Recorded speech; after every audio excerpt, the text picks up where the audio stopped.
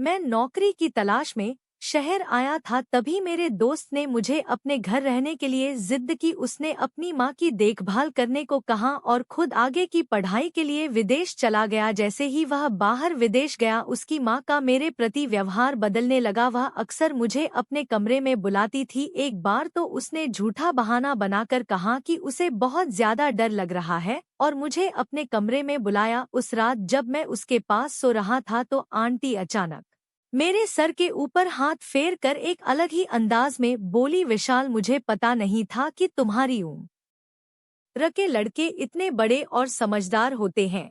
इतना कहते ही आंटी ने अपना हाथ, हेलो दोस्तों, आज की इस रोमांचक कहानी में आप सभी का स्वागत है। मेरा नाम विशाल है। अभी अभी ही मैं नौकरी के लिए शहर आया था। मेरे शहर आने की खबर मैंने अपने दोस्त विकास को दी थी। विकास मेरा सोशल मीडिया पर दोस्त था। हमारी दोस्ती डिजिटल थी लेकिन बहुत गहरी थी। जैसे ही मैं शहर पहुंचा, विकास मुझे स्टेशन से लेने आया और वहां से सीधा अपने घर ले गया। विकास के घर पहुंचते ही मेरी नज़र एक खूबसूरत महिला पर पड़ी और मैंने उसे विकास की बहन समझ लिया। तभी विकास ने मेरी गलतफहमी दूर करते हुए कहा, विशाल, अरे यह मेरी बहन नहीं है, यह तो मेरी माँ है। आंटी इतनी सुंदर और जवान दिखती थी कि मैंने उसे उसकी बहन समझ लिया था। आंटी किसी जवान लड़की जैसी लग रही थी। मैंने उसे पहले कभी नहीं देखा था, इसलिए मेरा भ्रम होना स्वाभाविक था। उस दिन विकास से मिलकर मुझे बहुत खुशी हुई थी। दोपहर के खाने के बाद मैं वहाँ से निकलने लगा क्योंकि मुझे अपने लिए रहने की व्यवस्था देखनी थी। मैंने कहा कि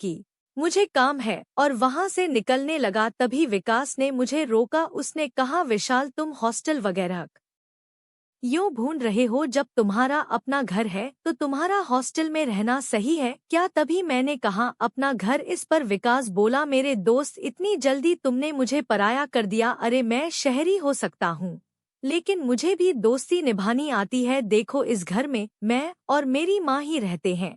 यहाँ तुम आराम से एडजस्ट हो सकते हो। वैसे भी अब मैं अपने आगे की पढ़ाई के लिए कुछ सालों के लिए विदेश जा रहा हूँ, तो माँ की देखभाल के लिए उसे किसी की जरूरत होगी। मेरे विदेश जाने के बाद तुम भी मेरी माँ की देखभाल करना। विकास की बात सुनकर मैं भावुक हो गया था क्योंकि उसने मुझे पराया नहीं समझा बल्कि अपनी तरह माना था। विकास की बात का समर्थन करते हुए उसकी माँ भी बोली, हाँ विशाल, विकास बिल्कुल सही कह रहा है। अगर मेरा विकास बेटा विदेश चला गया तो दूसरा बेटा मेरे पास नहीं रह सकता। क्या भगवान ने तुम्हें सही समय पर यहाँ भेजा है? इसका मतलब है कि भगवान की यही इच्छा थी कि तुम यहाँ मेरे साथ रहो। उनका आग्रह इतना बढ़ गया कि मैं उन्हें मना नहीं कर सका। 2 दिन बाद विकास विदेश जाने वाला था। उसके जाने के बाद मैं घर में आंटी के साथ अकेला रह गया। अपने घर की परिस्थिति को ध्यान में रखते हुए मैंने तुरंत नौकरी ढूंढ ली थी। 22 साल की उम्र में आगे की पढ़ाई करने का विचार मैंने छोड़ दिया था और पैसे कमाने के लिए नौकरी ज्वाइन कर ली थी। मेरे पास इतना पैसा नहीं था कि मैं आगे की पढ़ाई कर सकूं, इसलिए मैंने नौकरी करने का निर्णय लिया। शहर में मुझे एक ठीक ठाक नौकरी मिल गई थी। इसके विपरीत विकास का भाग्य बहुत अच्छा था कि उसे 22 साल की उम्र में विदेश में पढ़ाई करने का मौका मिला। खैर, किस्मत किसकी कैसी होती है, यह कहकर मैंने अपनी किस्मत को दोष देना बंद कर दिया। उस दिन के बाद से मैं विकास की माँ को अपनी माँ मानकर उनके साथ रहने लगा, लेकिन आंटी के मन में मेरे प्रति अनुचित भावनाएं थी जिस पर पहले मेरा ध्यान नहीं गया, लेकिन धीरे धीरे वह सब बातें मेरी नजरों में आने लगी। आंटी शहर में नौकरी करती थी। उस रात आंटी ने हम दोनों के लिए मेरा पसंदीदा खाना बनाया था। वह बोली, मैंने तुम्हारे सोशल मीडिया से तुम्हारी कुछ पसंद नापसंद के बारे में पता कर लिया है। तुमने अपनी बायो में लिखा है कि तुम्हें महाराष्ट्रियन फूड बहुत पसंद है। आंटी मेरी पसंद नापसंद का ख्याल रखने लगी थी। उस रात जब हम खाना खा रहे थे, वह मेरे पास आकर कर बैठ गई। उसने मेरी थाली में एक रोटी रखी। खाना खत्म होने के बाद मैं आंटी की मदद करने लगा और डाइनिंग टेबल से बर्तन उठाने लगा। मेरा काम देखकर वह बोली, तुम बिल्कुल परफेक्ट लड़के हो। मैंने कई बार विकास के मुंह से तुम्हारी तारीफ सुनी है और तभी से मैं तुमसे मिलने के लिए उत्सुक थी। तुम और विकास में बहुत फर्क है। विकास कभी भी घर के कामों में मदद नहीं करता, उल्टा वह घर का सामान इधर उधर फैलाने में एक्सपर्ट है। विकास के मजेदार से सुनकर मैं हंसने लगा। हंसते हंसते आंटी अचानक शांत हो गई। मुझे लगा कि उसे विकास की याद आ रही होगी, इसलिए मैंने उनके कंधे पर हाथ रखकर कहा, आंटी अगर विकास की याद आ रही हो तो मैं उसे फोन कर देता हूँ, तुम इतनी उदास मत हो। तब आंटी ने मेरे हाथ पर हाथ रखकर कहा, विकास हमेशा के लिए विदेश नहीं गया है, यह मुझे अच्छी तरह पता है। मुझे अब उसकी याद में शांत नहीं बैठना, बल्कि मैं अचानक तुम्हारे ख्यालों में खो गई थी। आगे वह बोली, मैं सोच रही थी कि तुम कितने परफेक्ट हो। अगर तुम बार बार मुझे इस तरह इम्प्रेस करते रहोगे तो फिर मेरा क्या होगा। तुम मुझे बार बार इस तरह से इम्प्रेस मत किया करो, नहीं तो फिर मुझे संभालना तुम्हारे लिए मुश्किल हो जाएगा। यह कहकर आंटी मेरे हाथ से प्लेट लेकर किचन में चली गई। कुछ समय तक मैं एक ही जगह पर इसी तरह खड़ा रहा। आंटी की बातें मेरे सर के ऊपर से गुजर गई थी। धीरे धीरे आंटी ने मेरे सामने अपनी सुंदरता का असर डालना शुरू कर दिया। वह हर रोज सुबह जल्दी उठकर योगा करती थी। जब मैंने उसे योगा करते देखा तो मुझे उसका जवान दिखने का राज समझ आया। एक दिन आंटी ने मुझे ऑफिस से जल्दी घर बुलाया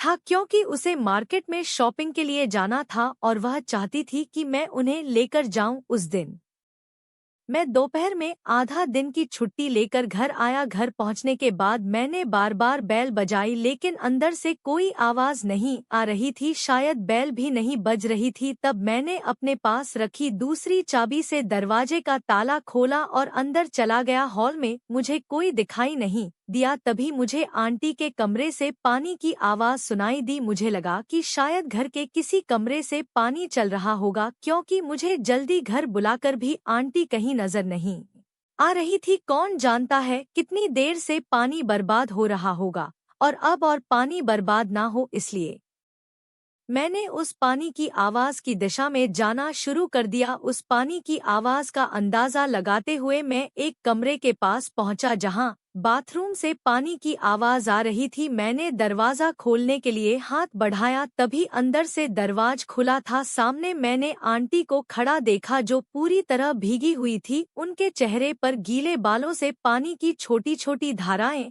गिर रही थी। उसका वह मोहक रूप देखकर कुछ पल के लिए मैं वहीं खड़ा रह गया और उसकी और एक टक देखता रहा। आंटी की उस सुंदरता में इतना खो गया था कि मुझे होश ही नहीं रहा। जब मुझे दरवाजा बंद होने की आवाज सुनाई दी तब मैं होश में आया। मुझे समझ में आया कि आंटी ने मुझे सामने देखकर फिर से बाथरूम के अंदर दरवाजा बंद कर लिया है। मैं वहां से बाहर हॉल में आकर बैठ गया। कुछ समय बाद आंटी हॉल में आई और मुझसे बोली, विशाल तुम आ गए हो रे कमरे में। क्यों आ गए? तुम्हारे कमरे में पानी नहीं आता क्या? तब मैंने आंटी को बताया कि मुझे तुम्हारी आवाज नहीं सुनाई दे रही थी, इसलिए मुझे लगा कि तुम अभी घर नहीं आई हो। मुझे नल के पानी की आवाज सुनाई दी, इसलिए मैं तुम्हारे कमरे तक आ गया। इस पर वह बोली, अच्छा कुछ समय पहले जो हुआ वह सब नजर की गलती से हुआ। आज मैंने सैंडल घर में दरवाजे के पास रखी थी, इसलिए शायद तुम्हें यह ध्यान नहीं आया होगा कि मैं घर पर ही हूँ। जाओ तुम भी फ्रेश हो जाओ, मैं तैयार होकर आती हूँ। ऐसा कहकर आंटी अपने कमरे में चली गई और मैं भी फ्रेश होने के लिए अपने कमरे में आ गया। कुछ समय बाद हम दोनों अपने अपने कमरों से तैयार होकर मार्केट जाने के लिए बाहर आए। आंटी बहुत साधारण कपड़ों में तैयार हुई थी, लेकिन फिर भी वह बहुत सुंदर लग रही थी। मुझे उन्हें देखकर ऐसा लग रहा था जैसे पहली बार मैं किसी स्त्री की ऐसी सुंदरता देख रहा हूँ। उस समय भी मैं बार बार आंटी की ओर देख रहा था। वह मेरे पास आई और मेरे बालों में हाथ फेरते हुए बोली, विशाल अरे तुम बार बार किस सोच में डूबे रहते हो, चलो अब जल्दी करो। आंटी की बात सुनकर मैंने खुद को फिर से होश में लाया और उनके साथ मार्केट के लिए निकल पड़ा। जैसे ही वह बाइक पर मेरे पीछे बैठी, उन्होंने अपने दोनों हाथ मेरे कंधों पर रख दिए। मार्केट में जहाँ भी उन्हें जाना था मैं उन्हें वहाँ लेकर जा रहा था। घर लौटने के बाद आंटी ने मेरे चेहरे पर हाथ फेरते हुए कहा, तुम्हें परफेक्ट मैन का नाम पूरी तरह से सूट करता है, क्योंकि तुम सच में वैसे ही हो, बिल्कुल परफेक्ट। तुमने बिल्कुल भी शिकायत का मौका नहीं दिया। जहाँ जहाँ मुझे जाना था तुम मुझे वहाँ लेकर गए, जिससे मेरी शॉपिंग जल्दी खत्म हो गई। नहीं तो तुम्हारा दोस्त विकास मुझे एक दुकान पर छोड़ देता है और बाकी जगहों पर मुझे पैदल जाना पड़ता है, जबकि वह गाड़ी में बैठा रहता है। लेकिन तुमने तो सा बैग उठाए और मुझे हर जगह गाड़ी पर बिठाकर ले गए, जिससे कि मेरा काफी समय बच गया। इसके बाद आंटी ने मेरी पीठ थपथपा दी और मेरे गालों को प्यार से खींचा। यह सब बहुत सहजता से हुआ, लेकिन इसका मेरे मन पर गहरा असर होने लगा था। जिस तरह से उन्होंने मुझे शाबाशी दी, मैं उसी विचार में खोया एक जगह खड़ा रहा। इसी बीच आंटी सूट पहनकर मेरे सामने खड़ी हो गई और बोली, इसमें मैं कैसी लग रही हूँ? मैंने कहा, इसमें तो आप बहुत सुंदर लग रही हो, बस ड्रेस थोड़ा ढीला है। मेरा ऐसा कहने पर आंटी बोली, शायद पीछे की रिबन मैंने बांधी ही नहीं है। हे विशाल, क्या तुम मेरी थोड़ी मदद करोगे रिबन बांधने में? और फिर मैं उनकी मदद करने लगा। जब मैं रिबन बांध रहा था तब कपड़े के बाहरी तरफ से सही, लेकिन मेरा उसे छूना हो रहा था। मैं बिना एक शब्द आंटी के सारे काम कर रहा था। अगले दिन जब वह अपने ऑफिस जाने के लिए तैयार हुई तो उसने नया सूट पहना हुआ था। जब वह अच्छे से तैयार होकर आई तो उनकी सुंदरता और भी ज्यादा निखर कर आ गई थी। उस दिन आंटी ने मुझसे कहा, कल तुमने दोपहर के वक्त मेरे लिए आधे दिन की छुट्टी ली थी, वैसे ही आज सुबह के कुछ घंटे आधे दिन की छुट्टी लो और मेरे साथ ऑफिस चलो। आंटी मुझे अपने ऑफिस क्यों ले जा रही थी यह उसने ठीक से नहीं बताया था। जब हम ऑफिस पहुंचे और उनके फ्लोर पर एंट्री की तो उन्होंने मेरा हाथ पकड़ लिया। आंटी का यह अजीब व्यवहार मुझे समझ नहीं आया था। उनके ऑफिस में कई कर्मचारी हमें अलग अलग नजरों से देख रहे थे। आंटी दिखने में इतनी बूढ़ी भी नहीं थी, लेकिन वह मुझे अपने ऑफिस क्यों लेकर गई थी यह मुझे समझ नहीं आ रहा था। वह मुझे सिर्फ अपने फ्लोर पर नहीं बल्कि अपने बॉस के केबिन में भी ले गई। उनके बॉस हमें अजीब नजरों से देख रहे थे। आंटी ने बॉस से मेरी पहचान कराते हुए कहा, यह विशाल है। ऐसा कहकर उन्होंने मेरा परिचय दिया। किसी लड़के का परिचय ऐसे कौन कराता है भला? बॉस से मिलाने के बाद आंटी मुझे बाहर लेकर आई और मुझे वहां से जाने के लिए कह दिया। आंटी के ऑफिस में मैं उनसे कोई सवाल ना कर सका। जब शाम को घर आई तो आंटी का व्यवहार थोड़ा अजीब था। घर आते ही आंटी ने मुझे गले लगाया और कहा, आज तुम मेरे साथ ऑफिस आकर मेरी बहुत बड़ी मदद की। आंटी मुझसे बात कर रही थी, तभी अचानक जोर से बिजली कड़की, जिसकी आवाज से आंटी डर गई और उन्होंने मुझे गले लगा लिया। उस वक्त उनकी वह गले लगाने की भावना कुछ अलग ही थी। जब बिजली की आवाज बंद हुई तो आंटी मुझसे दूर हो गई, लेकिन जाते जाते मेरे चेहरे पर हाथ फेरते हुए बोली, अच्छा हुआ तुम जल्दी घर आ गए। देखो ना, तुम्हारे आने के कुछ देर बाद ही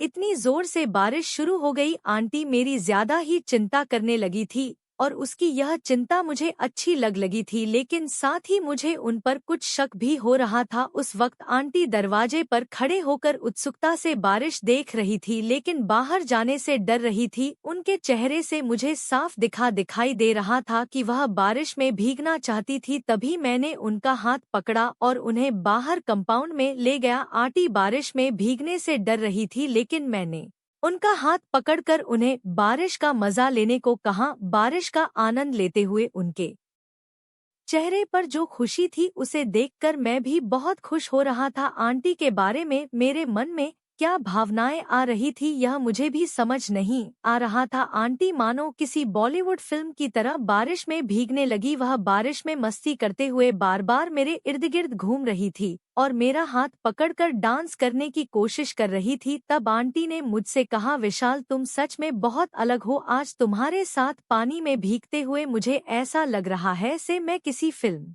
की हीरोइन हूँ और तुम मेरे हीरो हो। आंटी ने यह सब बातें बड़ी सहजता से कह दी, लेकिन मेरे मन पर इसका असर कुछ अलग ही तरह होने लगा था। घर में घुसते ही आंटी मेरे लिए तौलिया लेकर आई और अपने हाथों से मेरे बाल पोंछने लगी। तभी हमारी नजरें मिली और आंटी मुझे बड़े ही प्यार से देख रही थी। आंटी ने कहा, विशाल जिस तरह से तुम मेरे साथ बातें करते हो वह विकास ने कभी नहीं की। वह तो हमेशा अपने पढ़ाई में व्यस्त रहता था। वह बोल ही रही थी, तभी मैंने उनसे पूछा, आंटी तुमने अपने बॉस से मेरी पहचान मेरा विशाल कहकर क्यों करवाई थी? इसका मतलब क्या है? यह सुनते ही आंटी एकदम से चौंक गई और वहां से चली गई। लेकिन रात को सोने के समय आंटी ने मुझे अपने कमरे में बुलाया। वह बोली, आज मुझे बहुत डर लग रहा है, क्या तुम आज मेरे कमरे में सो सकते हो? मदद के तौर पर मैं आंटी के कमरे में सोने के लिए तैयार हो गया। उस रात आंटी के कमरे में सोते वक्त मुझे बार बार ऐसा लग रहा था जैसे कोई हमारे कमरे की जासूसी कर रहा हो। मेरी नजरें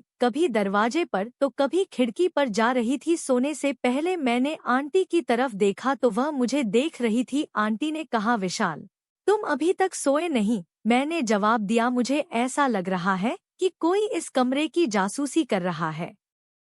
इस पर आंटी ने कहा, मुझे भी तब से ऐसा ही लग रहा है, इसलिए मैं भी नहीं सो पाई, शायद यह हमारा भ्रम हो। यह कहकर आंटी ने मुझ पर हाथ रखकर सोने की कोशिश की। कुछ समय बाद ही अचानक कमरे की लाइट चल गई और किसी ने माँ की आवाज लगाई। इस आवाज से मेरी और आंटी की नींद खुल गई। उठकर देखा तो विकास सामने खड़ा था। वह हमें देख रहा था और अपनी माँ से बोला, माँ, तुम यह क्या कर रही हो? विशाल मेरा दोस्त है, इस तरह की बातें तुम्हें शोभा नहीं देती। मुझे तो अब तुम्हें माँ कहने में भी शर्म आ रही है। मैंने विकास से कहा, विकास, तुम बेवजह ऐसा मत सोचो।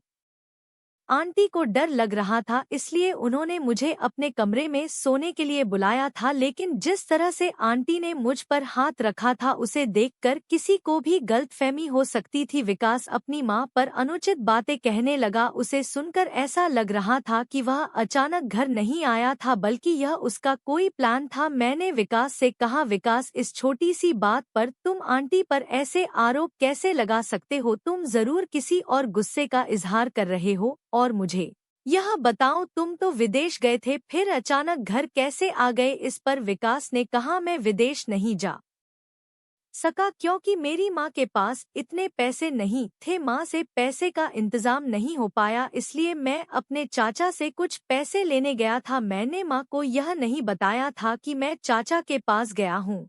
उस दिन जब मैं चाचा के पास पैसे लेने गया तो उन्होंने मुझे माँ के बारे में कुछ बातें बताई जिन पर मैंने पहले ध्यान नहीं दिया था। मेरे चाचा ने मुझे बताया कि हमने कई बार तुम्हारी माँ को किसी गैर मर्द के साथ घूमते फिरते देखा है। मैंने उनकी बातों पर यकीन कि क्योंकि उनके कहने पर शक न करने की कोई वजह नहीं थी। मेरे पिताजी के ना होते हुए भी माँ इतनी सजी धजी रहती थी, लेकिन यह किसके लिए, इस पर मैंने कभी ध्यान नहीं दिया था। उस दिन चाचा ने मेरी आंखें खोल दी, तभी मैंने प्लान बनाया कि मैं माँ पर नजर रखूंगा। उस दौरान तुम भी शहर आने वाले थे। मेरे प्लान के अनुसार मैंने कहा कि मैं विदेश जा रहा हूँ और तुमसे माँ के साथ रहने की जिद की। मुझे पता था कि मेरी माँ का बुरा असर तुम पर भी पड़ने लगेगा। तुम दोनों के बीच जो चल रहा था वह मुझे समझ आ गया। विशाल, मैं तुमसे इसका दोषी नहीं मानता, असली गलती मेरी माँ की है। इसकी नीयत खराब है, तुम तो बस उसकी बातों में आ गए होगे। जब विकास शांत हुआ फिर मैंने उससे कहा, तुमने अपनी माँ पर आरोप लगाया, अब खुश हो गए, अब बोलो और कुछ बाकी है? बाकी हो तो वह भी कह लो, क्योंकि आगे तुम्हें बोलने का मौका नहीं मिलेगा। तब मैंने कहा, विकास, तुमने हम पर नजर रखी, लेकिन जो तुम्हें देखना चाहिए था वह तुमने देखा ही नहीं। वह मुझे अपने ऑफिस इसलिए ले गई थी क्योंकि उसका नया बॉस उस पर नजर रख रहा था और उसके सामने यह दिखाना था कि वह अकेले नहीं है, उसके साथ उसका जवान बेटा भी है। बॉस को बेटे का डर दिखाने के लिए वह मुझे ऑफिस ले गई थी। और अभी भी जब वह मुझ पर हाथ रखकर सो रही थी तो ऐसा इसलिए क्योंकि वह मेरे और तुम्हारे बीच कोई फर्क नहीं करती। अगर तुम दूसरों की बातें सुनने के बजाय अपनी माँ को समझने की कोशिश करते तो तुम्हारे मुंह से माँ के बारे में ऐसे अपशब्द नहीं निकलते। कुछ ही दिनों में मुझे यह भी समझ में आ गया कि आंटी घर में रहते हुए भी अकेली थी, जबकि उनका जवान बेटा उनके साथ था। उन्होंने तुम्हारे कारण दूसरी शादी नहीं की, वह तुम्हारे लिए ही जीती रही। लेकिन जब तुम्हारे ऊपर माँ की देखभाल की जिम्मेदारी आई तो तुमने माँ पर ध्यान देने के बजाय खुद की दुनिया में खो गए और लोगों की बातें सुनकर माँ पर अविश्वास जताया। मैं बात कर ही रहा था कि आंटी ने मेरे कंधे पर हाथ रखा और कहा, विशाल, तुम्हारे पास जो समझदारी है शायद वह विकास में नहीं है क्योंकि मैंने इसे कभी किसी चीज के लिए मेहनत करने नहीं दी। मैंने उसे हर चीज समय पर दी, लेकिन आज मेरे बेटे ने मेरे प्यार का बदला मुझ पर अविश्वास करके चुकाया। तुम्हारे चाचा चाची ने तुम्हें मेरे खिलाफ भड़काया ताकि हमारे बीच दूरी पैदा हो सके। चाची से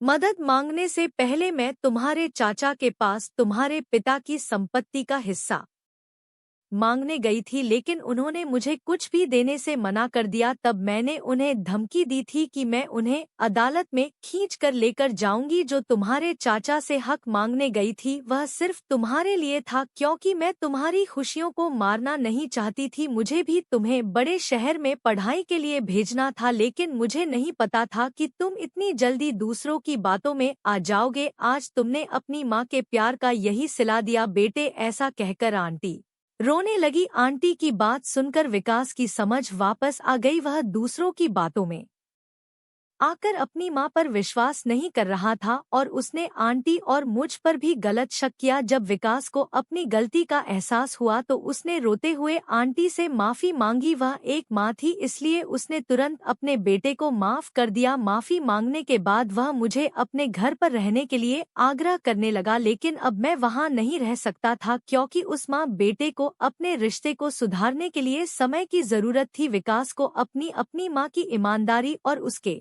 लिए किए जा रहे उसके संघर्ष को देखने की जरूरत थी, क्योंकि उसे अपनी माँ की मेहनत की कोई समझ नहीं थी। मैंने बचपन से अपने घर की गरीबी देखी थी और तभी से मैंने छोटे मोटे काम किए थे। दोस्तों, आजकल माता पिता बच्चों की सभी इच्छाएं तुरंत पूरी कर देते हैं और बच्चे उसकी आदत डाल लेते हैं। अगर कभी माता पिता बच्चों की कोई इच्छा पूरी नहीं कर पाते तो बच्चे तुरंत नाराज हो जाते हैं और उन्हें अपशब्द कहने लगते हैं। इसी तरह की स्थिति से बचने के लिए हर बार बच्चों को सभी इच्छाएं पूरी नहीं करनी चाहिए। कभी कभी उन्हें नहीं शब्द का भी सामना करने देना चाहिए। बच्चों को यह समझना चाहिए कि माता पिता दिन रात उनके लिए कितनी मेहनत करते हैं, तभी उन्हें रिश्ते, प्यार और पैसों की असली कीमत समझ आएगी।